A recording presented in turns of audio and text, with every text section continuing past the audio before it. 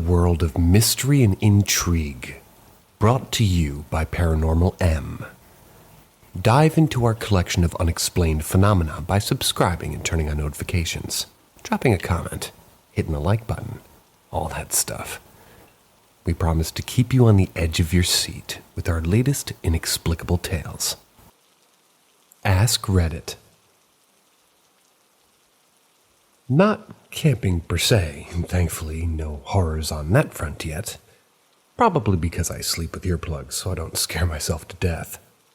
But last summer I took a shot at astrophotography with my DSLR and a new lens in this tiny town in Utah.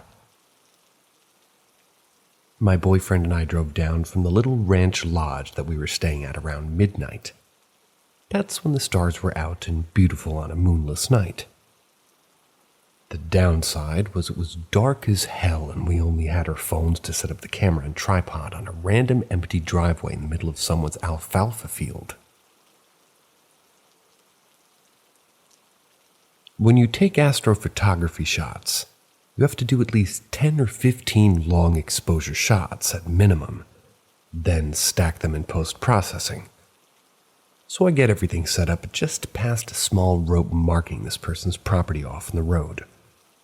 We wouldn't be there for more than 30 minutes, and the closest house is probably 500 yards away.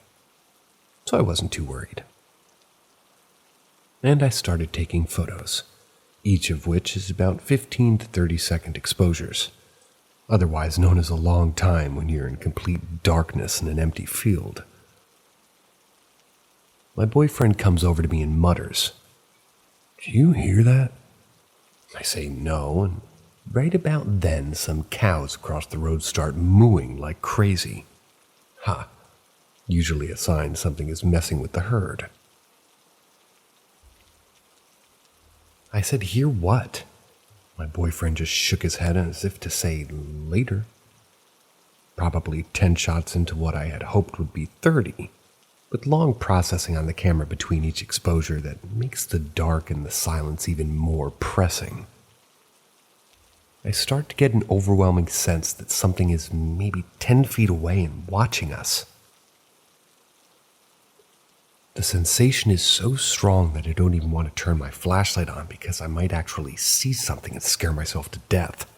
Plus, I'd have to stop photographing. So I'm standing there getting incredibly antsy as this feeling becomes more powerful. I've never felt anything like it before or since. It was a sense of immense animosity of being preyed on from something just past arm's length. At 15 shots, my boyfriend says, "Can we please go?" And keep in mind, this is a 6'5" strong guy who never backs down from anything. I paused for 5 seconds to reflect on how uncomfortable I felt myself, then skipped breaking down the tripod to basically sprint to the car, stuff the camera on the tripod next to me, and hop in. Boyfriend was even faster. I asked him what he was hearing as we sped back to the lodge, and he said, "Heavy breathing right next to us the whole time." Now I know it could have been a mountain lion or even a random dog or something, but I've never felt so watched in my life. With such a terrible amount of animosity. I didn't end up with too great of a shot because we didn't take too many exposures, but I can post it for credibility if anybody wants.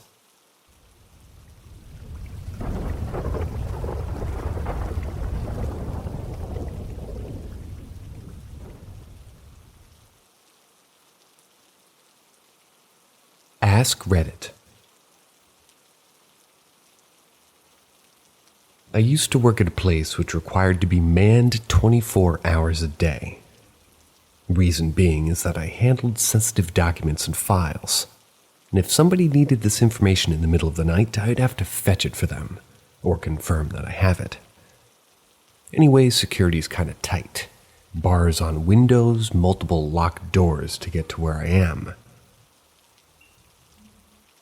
They would give me work to do during the night, to, sort of underestimated how quickly I could get it done, so, like most nights, I finished my work in like 30 to 45 minutes and pulled out my phone and played games and Netflix, browse Reddit, since nobody else is in the building at night.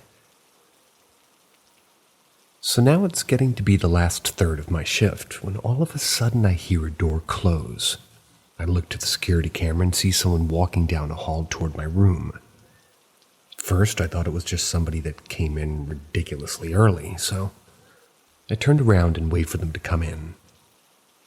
But nobody came in and the hair started raising on my back. Now, this isn't really a big building, so I figure I'll find the guy wherever he is and start checking offices and storage rooms, but I come up empty-handed. However, I do see that a fire door had shut. I go to try to rewind the camera, but the digital recording is password protected. I don't know the password. Anyways, the whole thing freaked me out, the way the person was walking down the hallway like a determined walk. It was right to where I was. So I sit with my spine tingling for the last couple hours of my shift, and finally people start coming in. My replacement shows up and I tell her what I saw, and at this point, I figured I must have imagined the whole thing. Told to go home, and the manager and the girl who replaced me would look over the camera. After getting home, I call my manager and ask what was on the camera. They say that the video showed the fire door closing, but then the video froze for about an hour. The next thing it records is me reopening the door.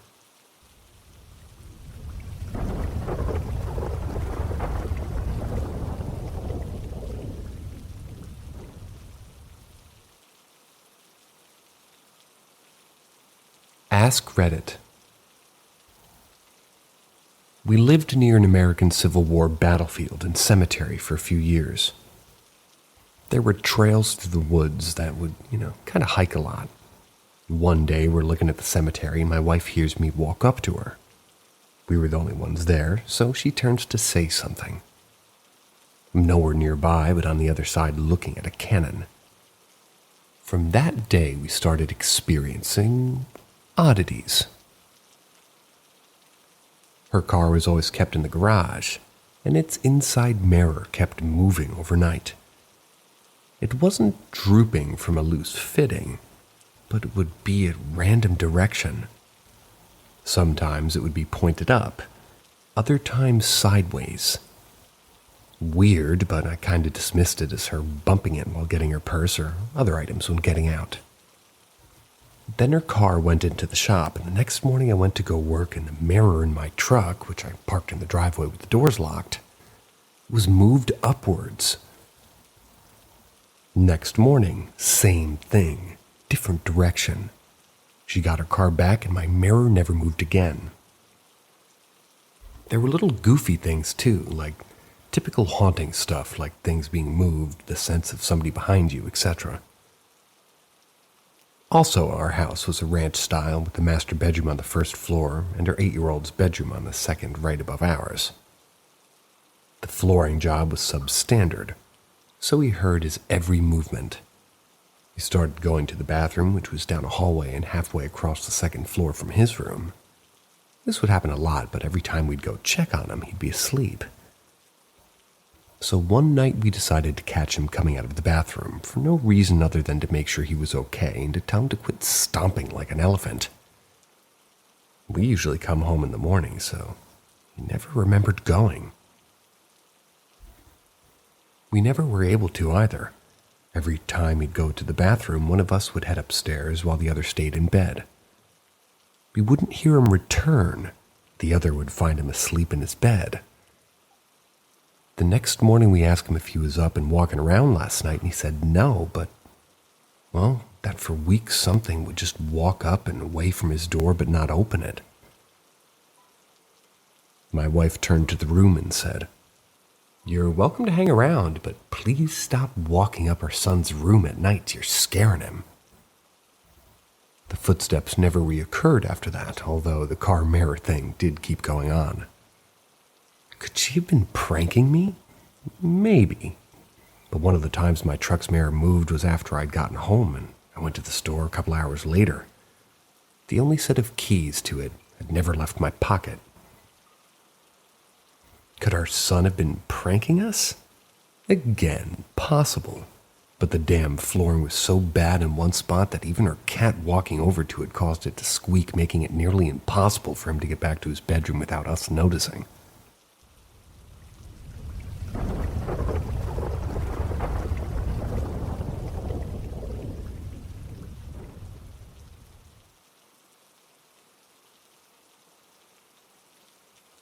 Ask Reddit. When I was around 8 years old, I lived on a military base in Hawaii. My older brother and I used to explore all over the woods and streets. But the oddest place we kept coming back to was this sort of concrete sewer opening that had a metal grate over it. It was located at a dugout ditch by the side of the road. It was sort of standing and overlooking down. You could see it was a pretty deep drop. So, me and my brother used to walk to this thing that lived in the sewer. It started one day when we were dropping rocks down inside it to hear the echo. Then we started yelling into it and something answered back.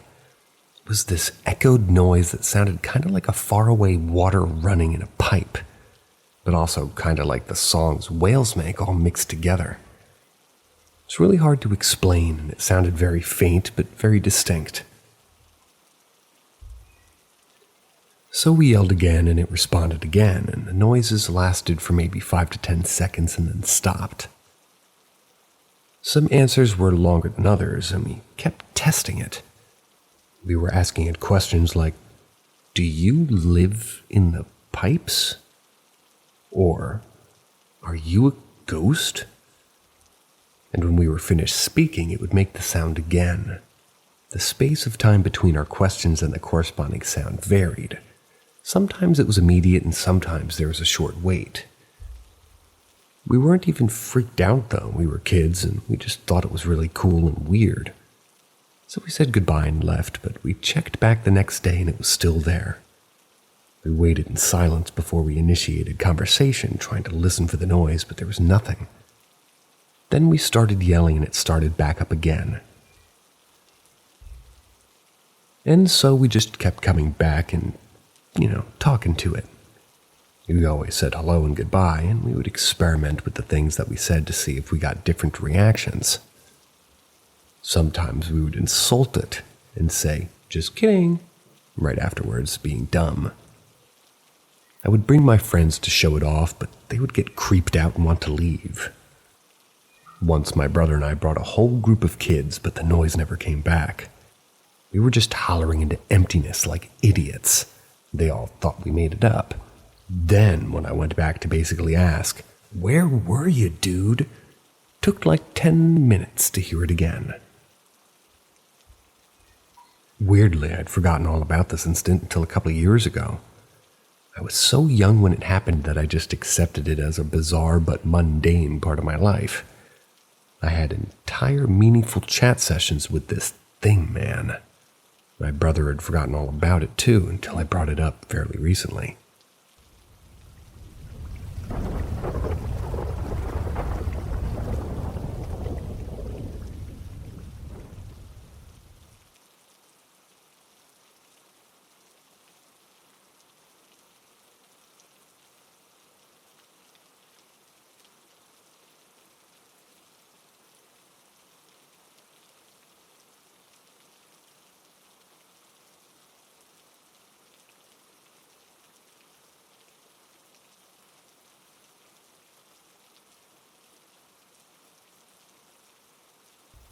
Ask Reddit. I know it sounds crazy and my boyfriend says that we should just double check the locks, which is not a comforting thought. But I watch too many scary movies to not find this weirder than that. I manage a store in a building with 2 other businesses and shared bathrooms. There's been construction next door, so we have some weird power outages. Plus, it's Florida and stormy all the time, so that's normal. So I walk in today, go to the bathroom to change into my work clothes, and I heard the sink running. I think that maybe it's my boss and compose myself and then walk in and no one's in there, but both of the sinks are running. They're both running with the handles turned fully. The ones with long handles so you can tell right away. Didn't really think much of it and turned them both off. Went about my day. I get home at 8, my boyfriend gets home around 10. We live in a 2-bed, 2-bath apartment, and we don't use the extra bedroom and hardly ever the bathroom unless one of us is showering. So tonight, we heard what we thought were the sprinklers outside, but it was louder than usual. We went to go outside just to check and realized it was coming from the other bathroom. The sink was on full blast as well as the shower. The shower wasn't fully on, just kind of half-assing it. The sink, however, was... Ask Reddit. To preface, my family always suspected the house that I/we grew up in was haunted. Voices, footsteps, noises, etc. My family had since moved out of the house, but apparently, through chatting with the neighbors, the family that moved in is suspected the same. They asked my neighbors if we had ever said anything about it possibly being haunted. Their young boy talked about seeing a man around the house, whole family hearing noises, and it got to the point where they actually called in some priest or religious figure to cleanse the house. Anyways, my personal story, and the one that probably makes me the most uneasy, is when I was in high school. I remember waking up in the middle of the night to my alarm clock and radio spitting out static cut by clear whispering. In my deep sleep fog, I thought my alarm might have randomly went off. I ignored it and fell back asleep. It wasn't until the morning when I woke up and I realized it wasn't plugged in. It doesn't carry a battery. Kinda freaky. I always was super skeptical throughout, but then I was back there for my wedding years later. We had a bunch of family over. Everyone was out of the house running errands except for my aunt and uncle. When we got back, they kind of froze up, and when we asked them what was wrong, they said they'd been hearing footsteps in the back room and assumed that we'd been home. I guess the fact that others have heard things, including the new family moved in who hadn't heard any stories or anything, kind of makes me wonder about everything I heard growing up.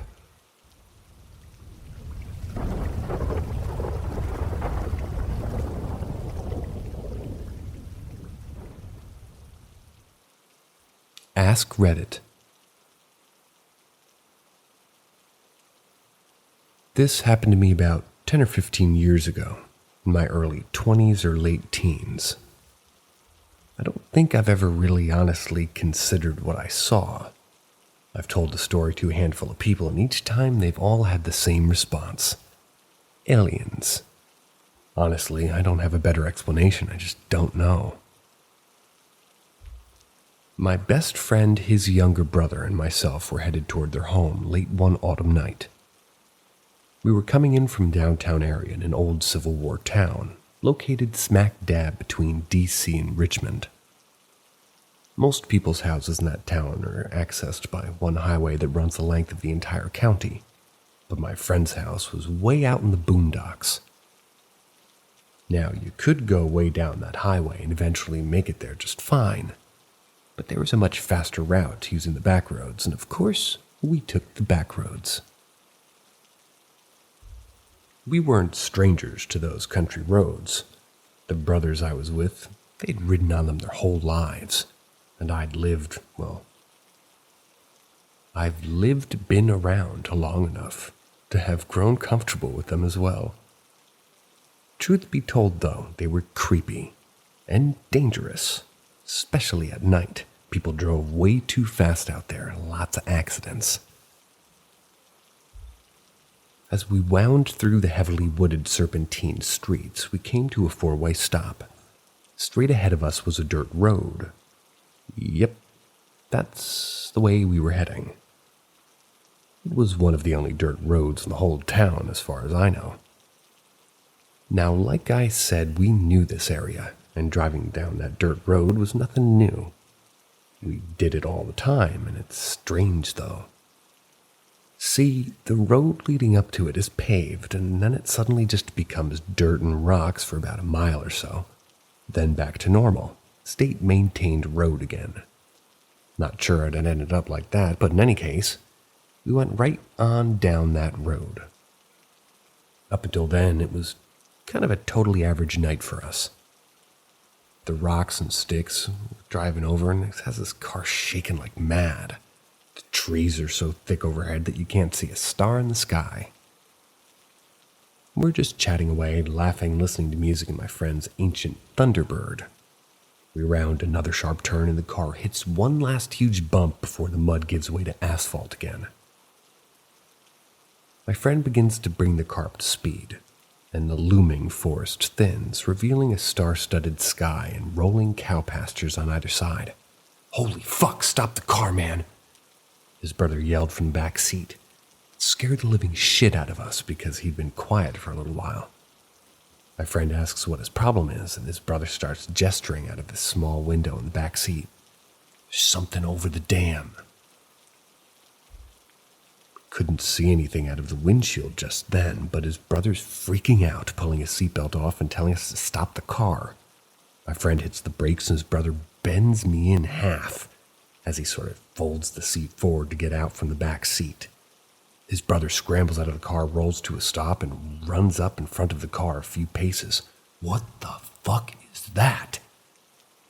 My friend and I jump out and run up to where his brother is standing, and holy shit, what the fuck is that? About a mile up the road, we're heading down. It was like a rather large dam, about 150 feet in height, twice that across. We used to sled down the hills that led up to the top, so I'd been up there many times. You couldn't see it from where we were because of the topography and another forest sort of beginning a couple hundred yards ahead. Still, we knew exactly where the dam was located from the spot we were standing, and something massive was hovering just above it. I'll do my best to describe the whatever it was. It's a sight that I still can't believe I actually saw. Can't really give an accurate estimate on its size, but I'll say it seemed to be pretty goddamned huge. Easily twice the size of the damn wall itself. I feel like I'm being extremely conservative on that estimate. It seems to be an ovoid in shape. Something akin to a football with too much air pumped in, bulbous at the top and bottom.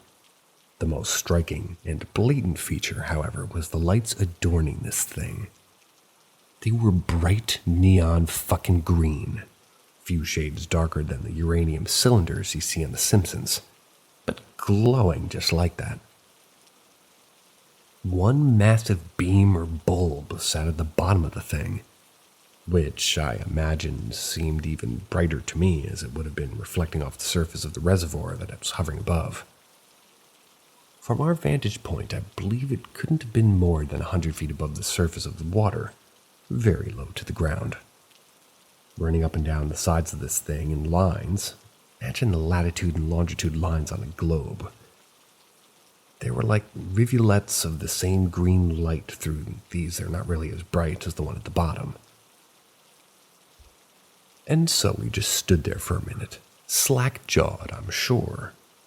I remember after the initial shock passed, the first thing I felt was an intense wave of dread.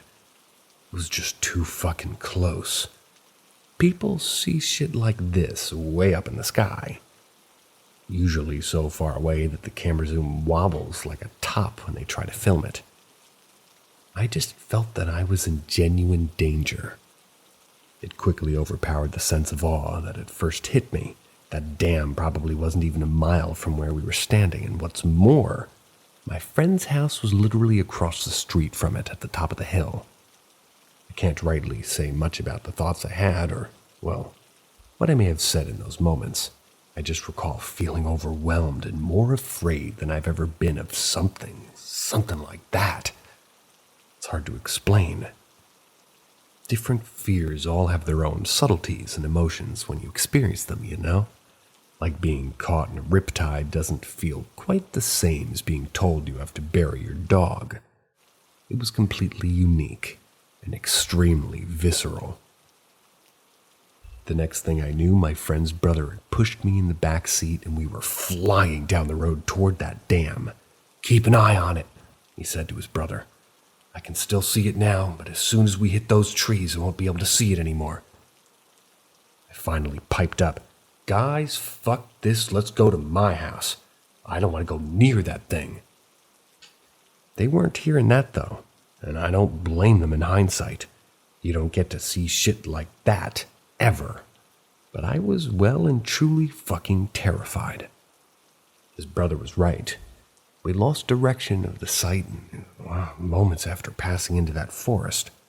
But the light it was pumping out was so brilliant, mixing with the fog rolling off the reservoir, that we knew it was still there. 10 seconds or so, we would be out of those woods and at the top of a massive hill that led down to the dam. Still, just before that road took a pretty large dip and a very sharp turn that would head back, taken at like 10 miles an hour, or you'd wreck. We came out of that turn. We were climbing the last ridge before the damn hill. Dam with one M. That thunderbird was screeching when we sped out of those trees. The brothers were laughing with excitement. It felt like a battle cry. But of course, that fucking thing was gone, and I was relieved. From the top of that hill, you could see the whole reservoir, and anything else in a 3-mile radius not blocked off by trees. He hit the brakes. They hopped out, with me shortly behind. We all craned our necks looking to the horizon, to the sky, for any sign of that thing. But it was just gone. I'll say that we didn't hear any sound from it when we saw it about a mile or so off. We didn't hear it leave as we approached it, though the car really was loud, and it's completely possible that we just couldn't hear it over the engine. And the size of it was mind-boggling. More because of how close we were to it, because it wasn't the size of a skyscraper or anything, but still. I know, had I been at the top of the hill when I'd seen it, it would have dwarfed the dam in comparison. This has gotten way longer than I intended, but I wanted to give you a thorough account of the events. Hope I didn't leave anything crucial out, but what do you guys think? Was it aliens? Something else? Who knows? Ask Reddit. I worked in a bar, very old building, countless ghostly events. Ghost hunters actually investigated the building and informed me that there were at least 2 ghosts present during the investigation. A young lady, 19 years old, that had a crush on me and would follow me home. And then also an older man, red and black plaid shirt, and I know this because I saw him once, tried to serve him a beer. I'll just throw a couple of short explanations here. Bar is closed, doors are locked, building is empty, music is shut off, TV's turned off. I'm taking the trash out and had to walk about 100 feet down a hallway where a 90-foot of walk I couldn't really see the seating area of the bar. But prop open the door, toss the trash in the garbage, shut the door. I was never more than 2 feet from this door, and as I walk back toward the bar, I hear loud noises like partying and glasses and bottles clanking, music, typical busy bar noises. I start walking slower, completely freaked out. I slowly creep toward the part of the hallway where I can see the seating area. Sounds get louder. I peek through the blackened plexiglass wall behind my liquor shelves and I see nothing, but the sounds are louder. I round the corner and I can see 80% of the seating area. I see nothing and the sound stops instantly. I walk past the glassware, round a corner to see the whole seating area. Nothing. Then I hear a sound. Ding! Bouncing wine glass fell about 6 feet. Bounced off counter, bounced across floor about 9 feet, made a 90-degree right-hand turn, bounced another 2 feet and sat upright. Then I heard a ding sound again, as if somebody flicked the glass. I called the police and had them sit with me until I finished closing up for the night.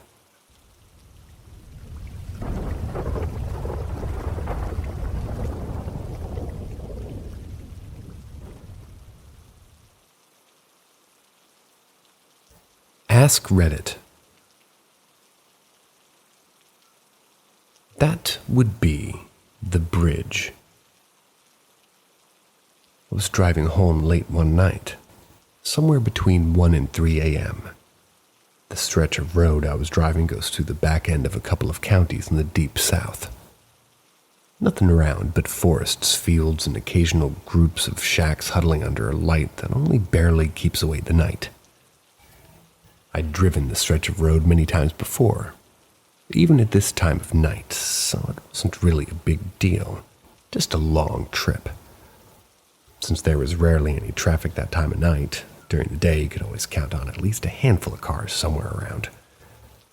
I was able to turn the stereo up and push the pedal down. Then I came to this bridge. Nothing really noteworthy about it. It's not ancient or covered bridge, or really all that spooky. Just a concrete span over swampland, trees growing right up near the edge and turning the road into a dim trail at the bottom of a dark canyon. I'd been over this bridge many times before, and aside from being fairly long, it wasn't really noteworthy. Until that night. It was humid out, and as the temperature dropped, there was a little bit of fog. Not enough to really slow me down, but I had to turn off the high beams. So I'm shooting across the bridge, and it hits me that it seems to be taking longer than normal to get across it. Maybe I was just tired. Maybe my mind was playing tricks on me. Then I thought I was finally getting to the end of it. I saw a figure walking on the opposite side of the road, and at first, no big deal, right? Guy walking in the middle of nowhere in the middle of the night. Probably lives nearby. Probably drunk. Watch them to make sure they don't fall in front of the car. But my mind is already racing. I mean, this is the middle of nowhere. There are no houses around, there are no lights but the stars and my headlights stabbing out into the darkness. And as I whizzed by, going way too fast for my own good, I noticed two things. First, the figure is wearing what appears to be a straitjacket, the sleeves undone, the straps trailing to the ground, glaring white against the background of the night. No mistaking it. A straitjacket, hands covered, straps dangling and waving as he walked. Second, it has no face. Like, there's no head there. There's a head shape and the place where a face should be, but no face. Just an expanse of darkness that took to be his skin. I chalked it up to going really fast. Contrast between the white jacket and the dark skin at night, and thinking creepy thoughts. I mean, surely I couldn't have just seen that. I tried to spot him in my rearview mirror, but it was so dark there was nothing to be seen. I slowed down a little and was suddenly off the end of the bridge and on a normal 2-lane blacktop again. I did briefly consider turning around, seeing what it was. Surely it was just a trick of the light or my mind playing tricks on me, right? But I still remember being my heart pounding in fear as I sped through the darkness driving home.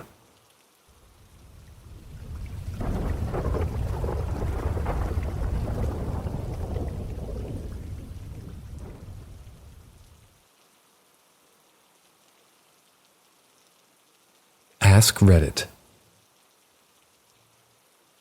When the house we live in today was for sale, we went with our realtor for a tour. The 80-plus-year-old lady who lived there at the time was there, and she stayed in the corner bedroom on the bed and read a book while we looked around. After we left, my wife and I thought it was strange that she hung out in that room and not the master bedroom. The bed in the master didn't look like it had been slept in a long time, and that the master bath had clearly not been used in a long time also. Once we bought the house, the neighbor told us that the old lady didn't like to spend any time in the master suite anymore because that's where her husband, Ray, had died. Fast forward a few years, my wife is out for the day, so it's just me, our 3-year-old, and our baby at the house. After putting the baby down for a nap, I asked the 3-year-old to hang out in the bedroom while I got a quick shower. He had gotten one of these toys a few days before, but been having a lot of trouble figuring it out. So I went into the shower and left him on the bed with that toy and a few others. When I was in the shower, I thought I heard him talking to somebody. Maybe my wife had come home early, but when I got out, it was still just me and him. Now, though, he was sitting on the bed, proficiently working the gyro toy, and I told my kid I was happy he figured it out, and he replied, "Oh, it's easy now that Grandpa Ray showed me how it works."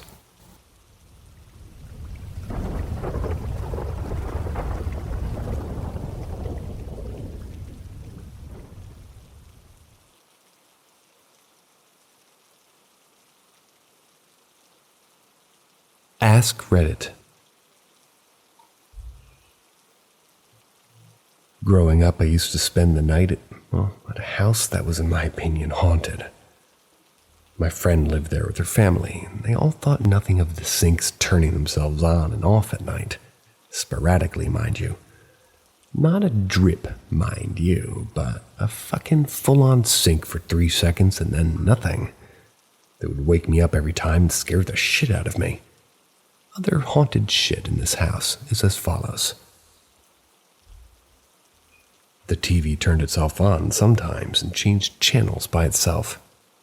One time we laid in the bed upstairs talking and the TV turned on and started slowly flipping through different channels of static. My friend's bedroom was the bonus room, so she had the door to the attic in her ceiling. If we stayed up talking too late, we would hear warped wood start creaking back and forth across the door. So scary when you're all of 14 years old. Worst thing. This was the thing that made me officially stop going over to her house. One time the whole family packed up and went to Sam's Club to go shopping. And as a bored 14-year-old, I came with them. The mom locked up the house as usual and shopped for 30 minutes tops and came home. When her mom went inside, she tried flipping on the lights. Didn't work.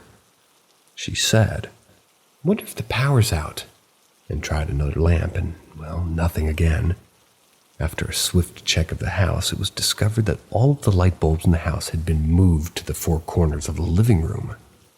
I don't know why, but I remember crying when we discovered them. For some reason, it was deeply scary for me.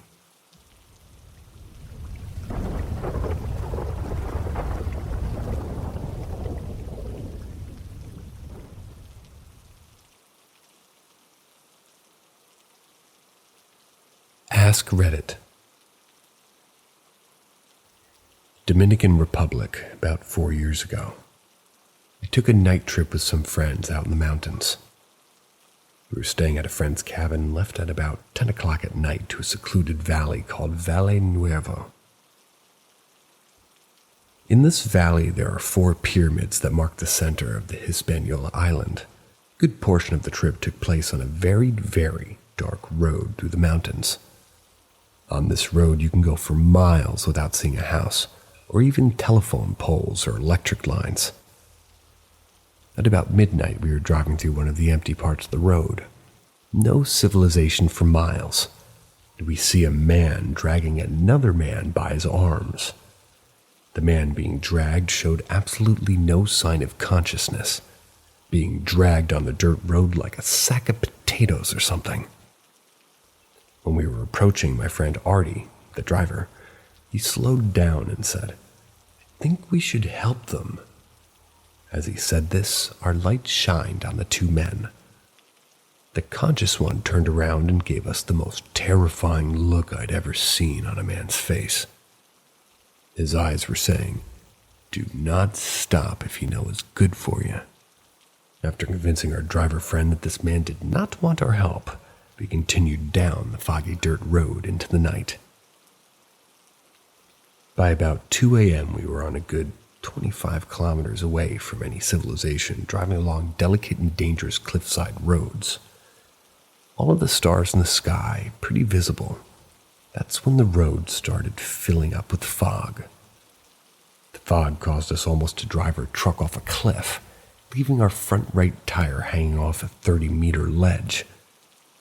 We understood this as a message from whatever energy had been following us that night to stop, turn around, and go back home. After some amazing maneuvering, we managed to get the truck back onto the road and decided to continue onward to our destination. In other words, challenge accepted. The fog got thicker, the road got smaller, the cliffs got steeper, and we moved forward. At one point, the fog had gotten so thick that we couldn't keep moving, and a light appeared over the trees. It could easily be passed off as a star, but the fog didn't allow a single star to creep into our vision. The light moved from our right side and floated over our front for like 5 seconds, then disappeared as if being covered by the fog. As this happened, the fog in front of us started to clear, and within the next 5 minutes we had reached our destination. The amazing thing is the fact that we actually found the pyramids. It was pitch black out, no lights anywhere near this place, and none of us had been there before. Touché.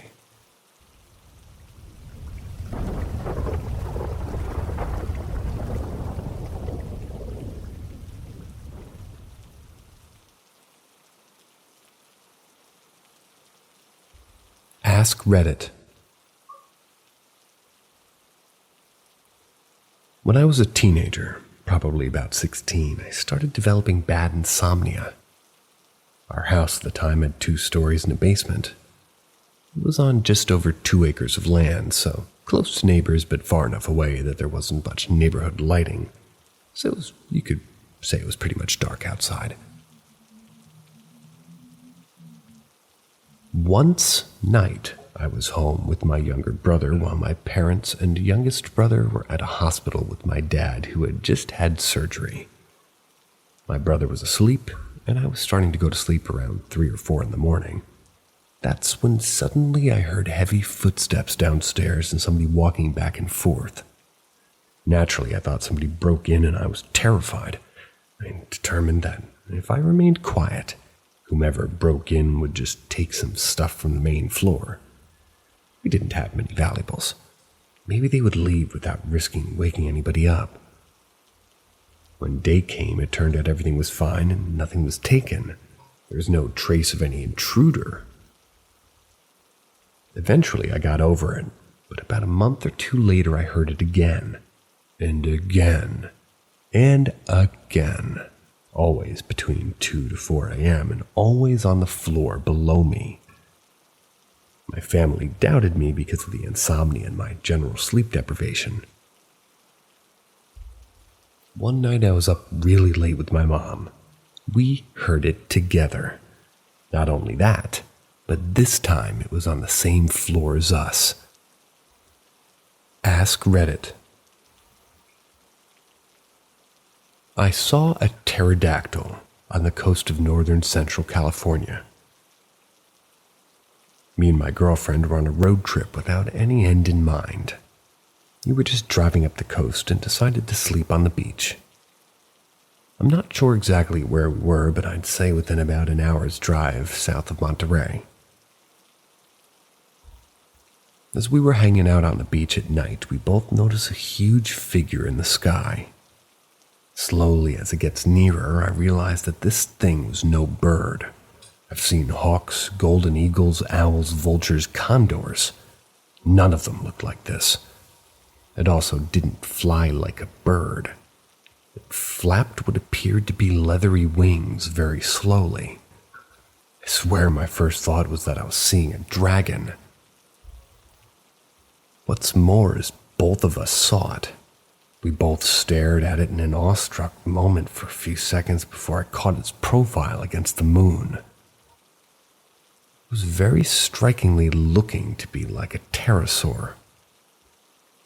In the few moments we witnessed this thing, it was like realizing froze and gelled around this moment. I think they meant reality. The Earth is an old cemetery. The Earth is an old cemetery. Life and death have occurred on every inch at some point in time. We do not know how life came to be. It's a scientific enigma how 2 inorganic components fused to create the first living creature. Until we do, the living will never know for certain what that means for us when we die. You must know the recipe to know how the ingredients will separate. Hundreds of generations of observation after observation gives us clues, but nothing conclusive. Every civilization on every continent through the millennia has similarities despite their vast differences and distances. Something about us lives on. Is it the strongest who make themselves the most known? Given the strongest accounts of the life after death is often visages of a soul repeating their last moments or returning the anniversary of something or searching for their biggest heartbreak in life. It would suggest the weakest are the ones who are more often than not caught closest to the physical realm they're no longer a part of. The stronger, more well-loved of us may stick around for a while to get your attention, let you know all is well. But eventually, the wafts of cologne or feeling of a loved one's hand or hearing a departed favorite songs playing softly in the next room that has no radio, these odd occurrences cease to occur in time. Is it that the spirit has moved on? Or that maybe the property has changed hands and such attempts are lost on a new owner, not being in tune with the communicating spirit to pick up on their residual energies? Well, given how old the Earth is, and how the number of people alive today, approximately 8 billion, still less than 1% of the number of people who have already died. Or rather 1% of 1% of the people who have already died. There's a good chance any house, new or old, will have a lingering presence. People cling to the notion that these spirits are bound to something and can't leave a home or a property. But when weighed against how buildings and property lines are temporary and changing through history, this belief doesn't seem to hold up. It seems that while the soul retains some human traits to stay among the familiar to the energy may not overlay current buildings, street, land divides, etc. of the living. Farmer Bob's most peaceful moments may have been walking his beloved cow along the paths out to the field every morning when he was alive. And 100 years later, that path he walked in life could very well now be several houses or apartment complexes. Maybe these complexes experience odd and unexplainable disruptions, such as minor electrical malfunctions in appliances or discorporated footsteps in the hallway of the 2 to 3 apartments now over a long-gone path at about 5:30 a.m. This is as Farmer Bob continues his favorite trek to the field. If nobody was awake for 25 years at 5:30 to catch the flicker of the lamp or have enough silence and subconscious connection to hear those shoes fall, does that mean Farmer Bob is a new haunt? Or that somebody brought him in? Or is G.I. Joe just crazy being the first one to notice when he moved in on the 26th year after Farmer Bob died? So used to his 30 years in the military of getting up at 4 a.m. to drink his coffee in solitude before heading out to PT. So much so that he continues the coffee routine after retiring, and as such sees the lamp flicker or hears the footsteps. Animals, for being the lower evolved species in our egocentric minds, do have higher evolved eyesights and hearing than humans, and also are more obviously in tune with multiple planes of existence and energy, sensing earthquakes before they happen or jumping away from predator sneak attacks from behind at the last second. Who's to understand your neighbor's crazy-ass cat crashing the blinds off the window every night? Maybe it's because she's seen the visage of a T-Rex walking his hunting grounds through their living room every night. We can't, and we won't, until we fully understand the recipe for life, its entirety. You might know that combining hydrogen and oxygen into H2O give you life-sustaining water, but you might not understand that if you don't combine them exactly right, you'll end up with H2O2, hydrogen peroxide, a life-taking poison. If you believe you have a spirit, chances are you do. Doesn't mean it's new. Doesn't mean it's old either. just means something changed in your life or schedule or daily location. Knock, knock. Nobody's there.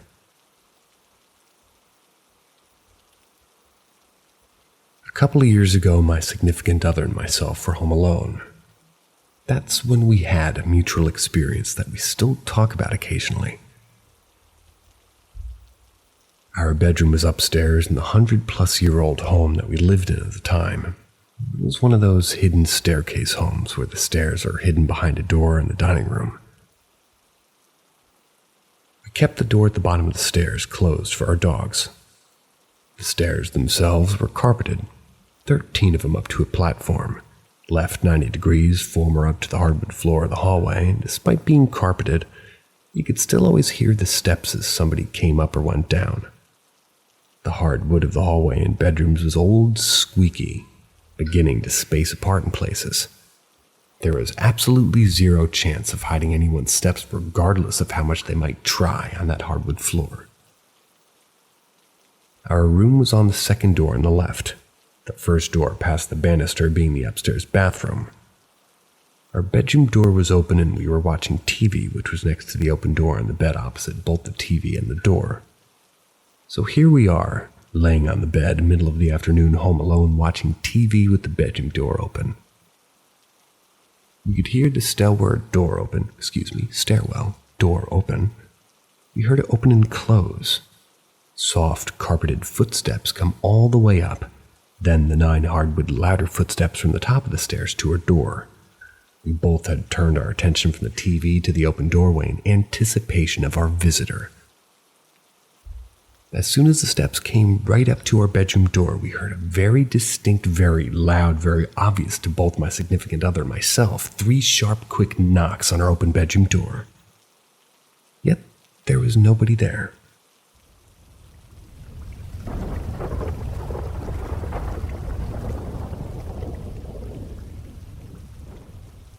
The dead visiting in dreams.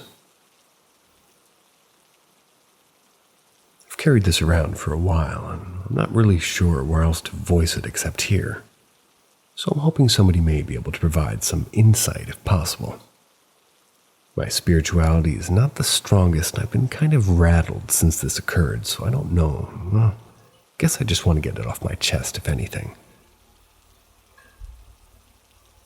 My father passed away in 2019. It was very unexpected, and he and I didn't have a good relationship at the end, so it was rough. A few months after, though, I encountered him in what I can only describe as a lucid dream. The dream itself was quite long, but I don't remember anything except the bit with my dad, which took place at the very end. He and I were standing in the kitchen of my current house at the time talking. What specifically about, I don't remember. We were just laughing and shooting the shit, and in the middle of him saying something, I had this really strange feeling come over me. I don't know how to fully describe it, but it sort of felt like the sinking feeling you get in your gut when something isn't right, mixed with like a brain fog. It wasn't scary, really, but very uncomfortable and sobering. At that moment in the dream, I raised my hands up and looked down at my palms. The second my eyes saw my skin, it was like a snap into reality, and I was lucid.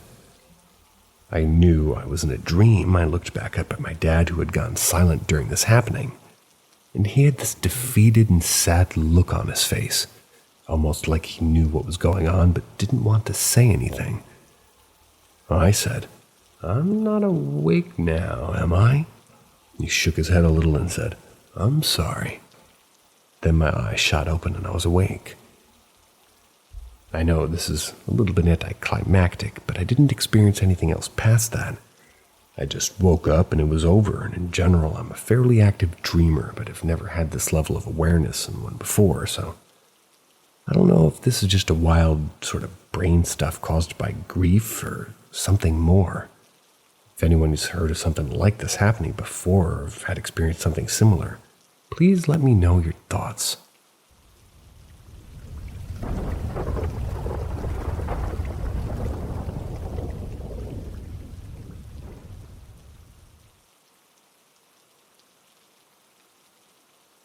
Meeting someone from a past life. So first of all, I'm 34 years old and I've met thousands of people in my life. So this is a very rare thing I'm talking about. The first time it happened was with a girl. We were both in the store. She saw me first. I noticed her staring at me and a very, very weird feeling came over me. It's hard to explain. I knew she was a stranger, but at the same time, I didn't know her. Or maybe I did. It was like a very distant feeling, but I felt it. And then we both smiled like we were seeing an old friend, and we talked for a while about our lives and, well, basically anything about ourselves that we could think of. And then there was a moment when it was like reality hit us both at the same time.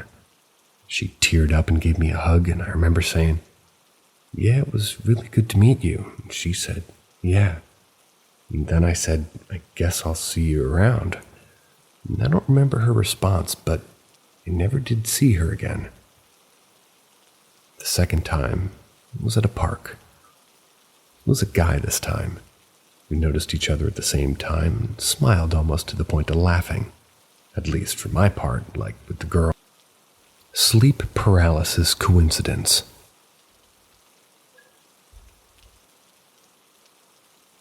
In 2014, I had my first and only bout of sleep paralysis. I had a box spring on the ground and a mattress, so my bed was rather low. I was laying on my side, and I remember an intense feeling of dread and terror. I was only able to move my eyes, and I opened them to see this dark red figure standing so close to my bed that its knees were touching my bedside. Because it was so close and I was lying on my side, I couldn't make out its face. It began communicating with me, but not through speaking. I just felt this low rumble and the message of, "You're not dreaming, I'm very real. I've visited you in the past, and I'll visit you again in 9 years to remind you of my existence. You cannot forget me. Find the red book." It then listed some page numbers, but I don't remember them. I searched around for a bit back then and found something about the Demigorgon in one of the D&D monster manuals and figured that was that. Fast forward to last November. I'm listening to some YouTuber talk about dream theory, and he mentions Carl Jung's The Red Book. My jaw just about hit the floor and the hair stood up on end. How could I have not found this before? So I look it up, and it's a book detailing Jung's journey through his subconscious. I then realized 9 years had passed, as the entity had told me. So I'm obviously a little freaked out, but more anxious with excitement. I call my friend who's a librarian in the area, ask if the book is available. He searches his database, and the closest book is a few hundred miles away, and you're not going to be allowed to check it out.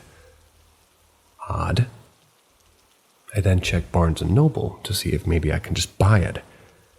Lo and behold, there is one copy available in the store a few miles from home. I go there, search for it for about an hour before asking for help. The staff said I couldn't find it because there's only one copy and it just arrived that day and wasn't unboxed. I'm just about done with the book now.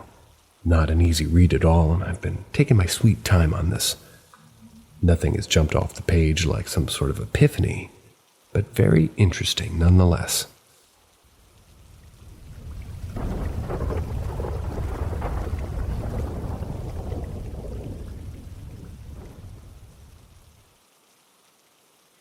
Something talking through the children's mouth. My friend and I still questioning our mental health after experiencing this. We were going for a walk when we passed by the large primary school and heard the sound of children crying and laughing and screaming like usual. We laughed it off until I, the first, heard one of the children say something to me, calling my name. I turned around to see the children still casually playing. No child was looking at me. My friend noticed I stopped walking because I was confused by what I heard. Then a few children began sort of talking at once, saying something to us that only an ex-friend might say. About 20 or so children were talking at once in the same beat, and they were calling me a nasty person who had betrayed them. Something my ex-friend would say. It felt as if something was using their mouth to speak. I thought I was hallucinating. My friend who was standing right next to me was hearing it too. As I looked next to me, she was astounded as I was. For a few minutes it went on. Something was berating us through their mouth. The teacher on yard duty seems to pay no attention to this event despite walking past them. I assume she thought the children were playing a prank, but were they? The other children who were not involved seemed to completely ignore it.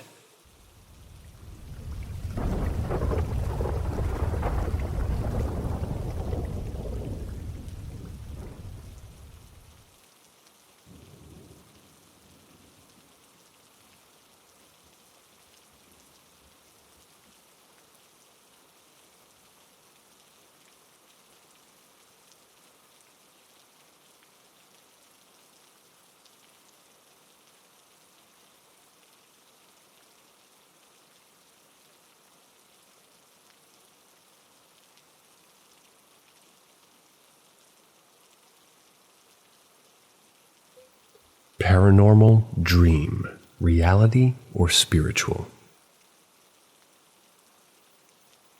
Once I was sleeping, everything was normal.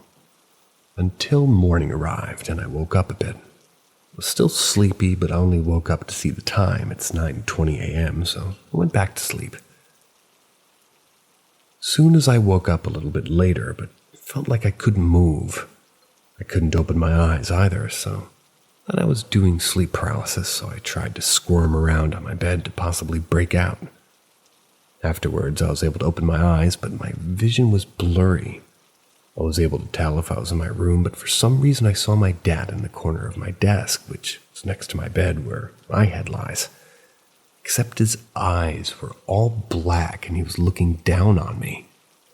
He had no mouth either. So I immediately closed my eyes and felt something like cold and hard, like a tiny piece of metal falling onto my forehead. Not to mention I wasn't able to breathe properly, and I was softly suffocating like something was on my chest. I remembered a video said that if you're in a sleep paralysis, move your big toe in a circle movement. And so I did. I know you're not supposed to believe everything on the internet, but it was worth a try. I then woke up and it was morning, but just trying to sit up was really hard, like I was a big bag of flour. I felt very heavy. I was still in my room, but everything felt wrong, like it wasn't my room. But I managed to sit a bit and grab my phone to see the time, but as I did that, I couldn't see my right arm, like all of it, not even my shoulder, but it felt like I had my phone in my hand, but I couldn't see it. I couldn't even feel my arm. It's as if I never had an arm, like we cut it off. I couldn't talk, and I still felt like I couldn't breathe even while sitting. I still felt something was on my chest, so I lied down again, closed my eyes. Woke up in deep water. I remember I was really cold, felt like I was swimming to the surface. I still couldn't breathe, and once my head got out of the water, I woke up. I was breathing heavily and all sweaty, and it was so hot in my room. My father was working from home and opened the door to my room and my experiences with bumps in the night. I have had many experiences with orbs, ghosts, bumps, and interactions in my home. Here are the biggest. The first one is pretty cool in my opinion. First one. My wife is a childhood diabetic, and sometimes at night her sugar levels will drop dangerously, which can put her into a coma. I am a very light sleeper, and I have trouble sleeping in general, so one night at about 2 a.m., I got up to go watch TV, and as I walked past my wife, I looked at her, noticed 2 orbs above her head. One was bright yellow, and one was white and yellow. I looked and took a couple more steps and then went, "What the hell?" I backed up, and sure enough, the orbs were still above her head, so I went to check on my wife, and sure enough, she was profusely sweating, a sign of low sugar. We figured those orbs were her parents. That is cool. 2. Another night I came back to bed and noticed an orb on my bed. I sat down on my bed and moved the blankets around, lifting them up and stuff to see if it was a light trick. But the orb just stayed there. I moved around, waved my hands, but the light was never blocked. Then I heard a thump on the floor and noticed the orb was now at the base of our dresser and about shoulder height of our dear cat Winston, who had passed in 2007. Still miss him so much. We've all often felt him jump on the bed or off. 3. And again, I was up watching hockey at about 4 a.m. when I noticed a black triangle zip across the screen against a white ice. Hey, there's a bird in the stadium, I thought, so I rewound the game. It was PVR, but no bird. The next night I just climbed into bed when I felt 2 tugs on my blanket right by my should. I'm going to go with shoulder. 2 tugs on my blanket right next to my shoulder, but I ignored it. The next night as I lay in bed, I felt a heavy weight sit on the edge of the bed beside me. It scared the crap out of me, and after that, he didn't return. But my wife has a friend who can interact with spirits, and she said it was someone named Kevin. 4. This one I hate. I have a fan that has a safety feature. If you touch the fan, it should stop the fan so kids can't be hurt. But suddenly every night for months at 3 a.m.-ish, the fan would stop. And when it stops, it makes a loud electrical sound, like a buzzing. The fan never stops at any other time except then. I always felt that there was something standing in that corner watching me every night, and this freaked me, so I moved the fan to an empty room, and guess what? It doesn't stop. If it stopped at random times, it's on from like 9 p.m. to 9 a.m. I would say it's maybe an electrical problem, but every night at around 3 a.m., bit strange. This one just happened 2 nights ago. I was awake lying in the bed, and I could hear somebody walking back and forth at the foot of the bed. It was keeping me awake. Then I heard a tapping sound from our baseboard heater, and then walking and tapping. Well, this was too much, so I growled, "Will you fuck off? You're keeping me awake." And right after I said this, there was a loud thump on the floor, like I startled it, and the air in the room immediately became lighter. I have many more experiences, but these are the best. I guess I am a bit in tune to spirits. For number 3, I think I brought it on myself, knowing I'm a bit sensitive to spirits. And I had been saying in my mind, if any spirit needs help, and you're a good spirit, I'll try to help you. I guess Kevin needed help. I guess I'll see you later.